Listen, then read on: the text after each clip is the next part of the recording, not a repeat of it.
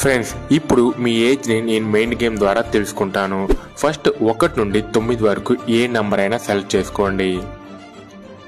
మీరు సెలెక్ట్ చేసుకున్న నెంబర్ని 2తో మల్టిప్లై చేయండి. నెక్స్ట్ ఇప్పుడు వచ్చిన ఆన్సర్కి +5ని యాడ్ చేయండి.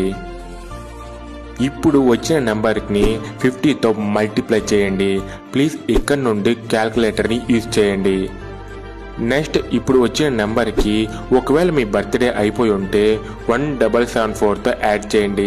ఇక మీదే మీ బర్త్డే వస్తుందంటే 1773తో యాడ్ చేయండి. ఇప్పుడు వచ్చిన నెంబర్ని మీరు పుట్టిన ఇయర్తో మైనస్ చేయండి.